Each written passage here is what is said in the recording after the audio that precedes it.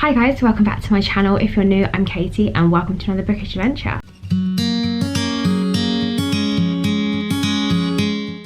So today we're going to be doing my April wrap up, I cannot believe I'm saying those words, and my May TBR as well, and also some little stats to throw in as well because apparently I think I quite like doing that. The first book I have for you is The Wrath and the Dawn by Renée Ahdieh. Last year I read her other duology, the sort of Mulan inspired one. I think it's The Flame in the Mist and The Sun in the Smoke, although it could be the other way around. I'm pretty sure this book was on my TBR first, but for some unknown reason I read the other one first. And I think maybe I saw the words Mulan retelling and was like, oh hello. So I found this book kind of hard to pin down rating wise. I think I put on Goodreads somewhere between 3.5 and 4, only because I did really like it.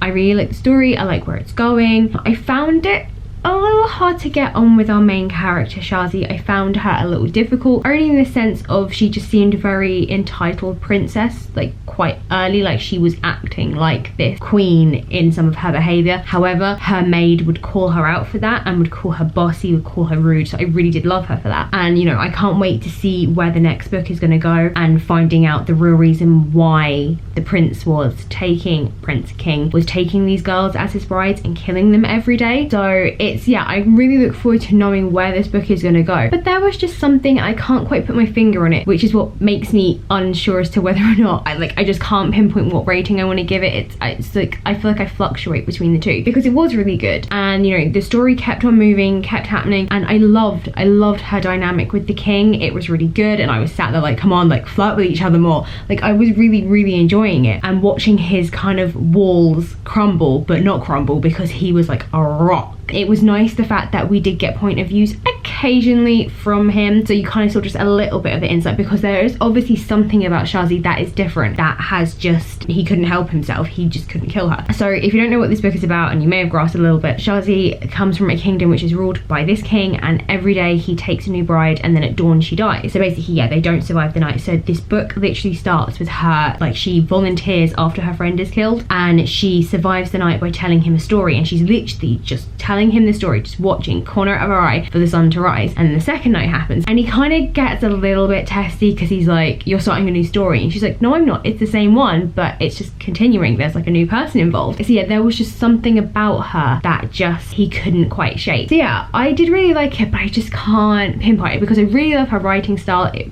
suits me. There were a couple of things that got mentioned and just kind of never got mentioned again, and then randomly came back up and then never got mentioned again, and so I was a bit like, well, either make this part of the story or don't. So I'm guessing this is going to have more to do in the next book, but we shall see. The second book is The Crossing Places by Ellie Griffiths. So this is the first book in the Dr. Ruth Galloway mysteries. There you go. I think she's written quite a few. So if you have seen my reading vlog on this, you will know that this book made me a little bit salty. I recommend you check that out because this book, it basically just starts with me in a car ranting. This book is about Ruth Galloway, and she is an archaeologist, but she specializes in bones, and she lives in a place where they did like this archaeological dig years ago, and she ends up staying there because she really likes it there. And then one day she gets a call by the police because they found bones. Sort of, it's like a, I guess like a beach, but like not quite, anyway. And they find these bones, but basically it turns out that these bones are Iron Age. They're not the bones of a missing girl that the policeman was hoping for. And then she gets dragged into it again because he asks her to review another case of a girl who's recently gone missing. Now, this is where things get a little weird because I didn't realize that from the start of this book to a certain point in this book, 2 months had passed. So I thought there was girl 1 who was already missing, and then girl 2 went missing. But no, girl 2 I think was at some point already missing. So it kind of just confused me. This book, I think I was nice. I think I gave this book 3 stars, probably for the historical aspects and when she would start talking about archaeological things, and I was like, oh, I like this. It is a 2.5. Yeah, for within the first 30 pages they talked a lot about her weight, and I'm not going to go into it again. Just watch the start of my vlog because I ran about it for like 5 minutes. Her weight is just brought up a lot, and I couldn't get on with it. I didn't really find her likable as a character. I felt she was quite abrasive. She just always seemed annoyed that people were talking to her. Like she would always reply curtly. Like if she was with someone and then someone else appeared and would start talking to her, asking questions, she would always like feel bristled, and oh god, no, God.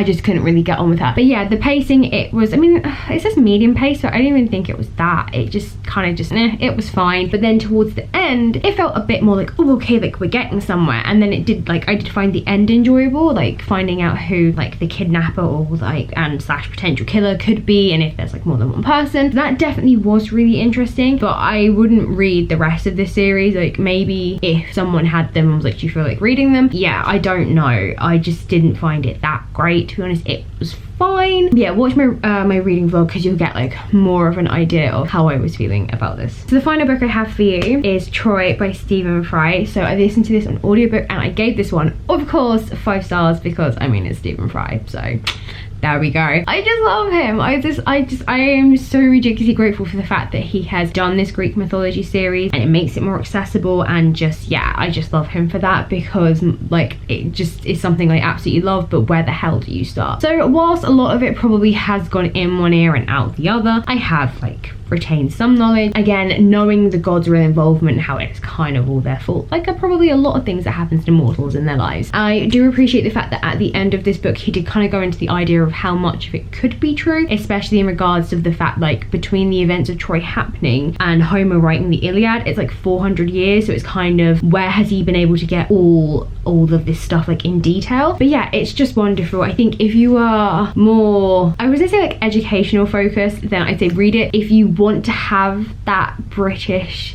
Stephen Fry humor, I definitely recommend the audiobook. It does translate in the book, so like I read his first one, but listening to it just has it a bit more because he gives people accents that they wouldn't have, like Northern and Scottish and Irish. It's just great. Oh, my elbow.